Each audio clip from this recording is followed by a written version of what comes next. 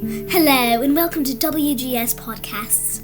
Today we have a speaker, Retha Clark King. Welcome, Mrs. Retha. Will.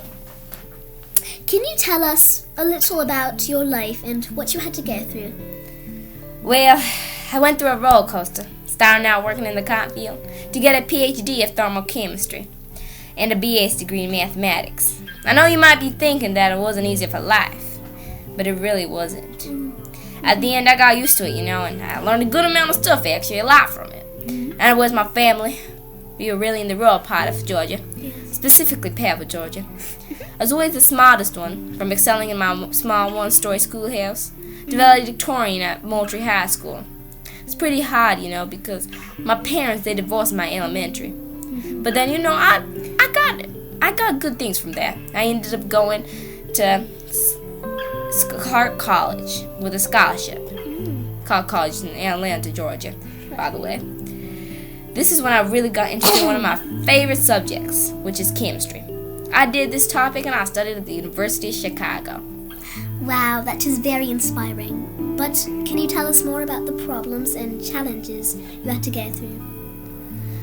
Now, this I may, choke up a little as I explain my problems and challenges. But, you should know I had to go through a lot. Moving from different schools, getting picked on because of my brilliance. But that did not make me give up. No, it did not.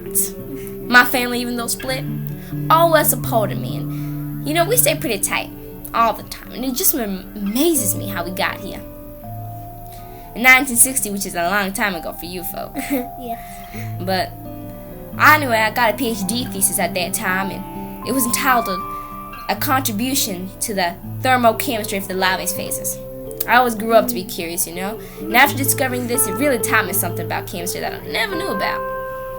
Thermochemistry, for those who don't know, is a vigorous fluorinating agent which combines them spontaneously with many other compounds and elements. I also have an award for fluoride flame calorimetry, but that was back in the late 60s. Fluoride flame calorimetry is just a reaction of fluorine and another gaseous material.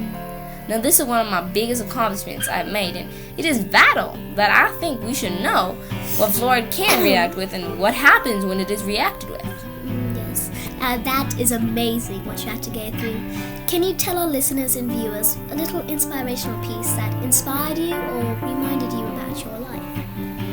Well, I just hope I taught y'all something.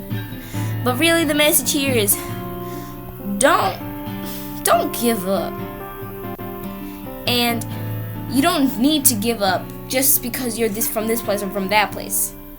Just wherever you are, you can do it. And now, I'm a chair of many big booming businesses. I'm a chair of board of directors, and it is nice to lay and think of what I've done in my interesting life. Thank you for being here, Mrs. Retha. You're welcome. This is WGS Podcast. Thank you for listening.